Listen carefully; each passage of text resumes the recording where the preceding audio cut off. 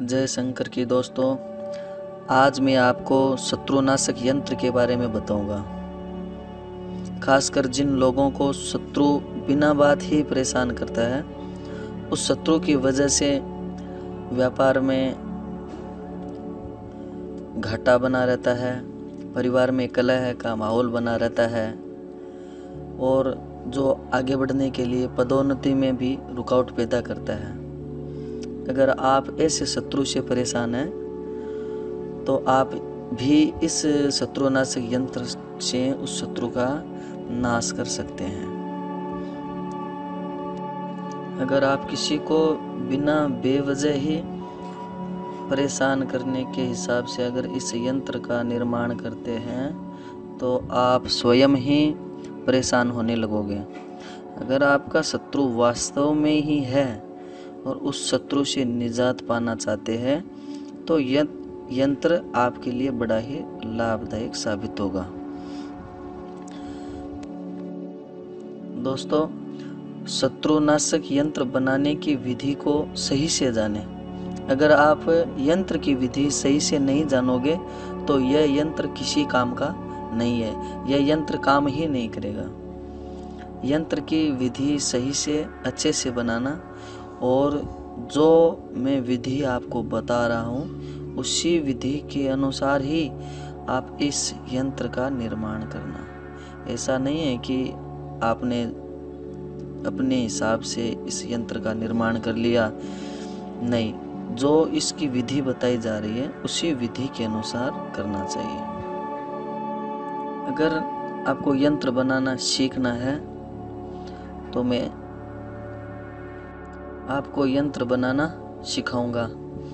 अगर यंत्र के बारे में ज़्यादा जानकारी के लिए आप हमारे चैनल को सब्सक्राइब ज़रूर कर लेवे और वीडियो को पूरा देखिए। और भी मैं नए प्रकार के वीडियो, अलग अलग प्रकार के यंत्र के बारे में आपको बताऊंगा। तो अब आपको बिना इधर उधर की बात किए यंत्र बनाने की विधि बताता हूँ, जो कि मेरे को मेरे गुरुदेव ने बताई है।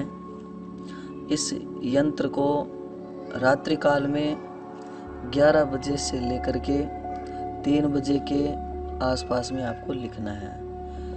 अगर आपको ज्योतिष की जानकारी है तो इसको उद्वेग का चौगड़ी आता है, उद्वेग काल में इसको लिखना है। और शनिवार की रात्रि को या अमावस के रात्रि को या सूर्य ग्रहण, चंद्र ग्रहण में भी इस यंत्र को लिखते हैं। दीपावली की रात्रि को भी, या शनिवार विशेषकर होता है इसमें, शनिवार के दिन शनिवार की रात्रि में उद्वेग के या काल के चौगड़िया में इसको बनाना है। बनाने के लिए आपको क्या करना है, एक लाल वस्त्र लेकर के एक पाटा यानी चौकी होती है, उस चौकी पर बिछाकर दुर्गा माता या काली माता की फोटो रखिए और माता की यथासंभव जैसी भी आपको पूजा आती है पूजा करें। ये तांत्रिक है, लेकिन तांत्रिक में भी सात्विकता की है, सात्विक पूजा है माता की, वो आप सात्विक पूजा कर लेवे। और यहाँ पर 2 दीपक जलाना है आपको। एक दीपक जो घी का दीपक रहेगा वो माँ के सामने, जो फोटो है उसके सामने रख देना पूजा में। और एक सरसों के तेल का दीपक रहेगा, वो आप जो यंत्र बनाओगे उस यंत्र वाले पाटे के पास में आपको रखना होगा। दोनों दीपकों को जलाकर माता की पूजा कर देना। पूजा करके माता से आज्ञा ले लेना कि हे माँ, मुझे फलाना शत्रु है, मुझे परेशान कर रहा है, उस परेशानी से निजात पाने के लिए, उस शत्रु का नाश करने के लिए, उस शत्रु को क्लेश करने के लिए मैं इस यंत्र को बना रहा हूँ, आप मुझे आशीर्वाद देवें। इस यंत्र बनाने में सबसे ज़रूरी है, आपको काले वस्त्र पहनना होगा, काला ही तिलक लगाना होगा और काले आसन पर बैठ करके काली ही स्याही से, और कोई भी कागज हो, ऐसा नहीं है कि आप कोई भोजपत्र पे लिखो, नहीं, कोई भी वाइट कागज हो, सफ़ेद कागज, उसके ऊपर काली स्याही से लिखना है। बस ये बात आपको ध्यान में रखना है। दक्षिण की तरफ मुंह करके बैठ करके यंत्र बनाने से पहले गुरु का ध्यान कर लेना। अगर आप गुरु मंत्र से दीक्षित है, आपका कोई गुरु है और आपको गुरु मंत्र दे रखा है, तो कम से कम उस गुरु मंत्र की एक माला जरूर फेर लें।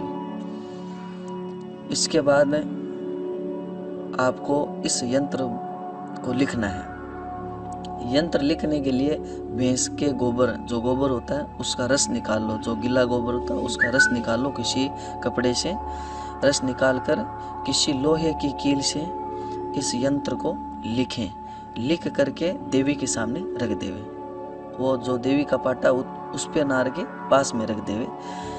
इसी क्रिया से आपको ऐसे 100 यंत्र बनाकर सरसों के तेल में भिगोकर जला देना है, और इन यंत्रों की जो राख होती है उस राख को लेकर के या तो शत्रु के ऊपर डाल देवे या शत्रु को किसी चीज़ में मिलाकर खिला दे, और फिर देखे चमत्कार, आपकी सारी परेशानी दूर हो जाएगी। अगर यह जानकारी आपको अच्छी लगे तो हमारे चैनल को सब्सक्राइब व लाइक ज़रूर करें। हर हर महादेव।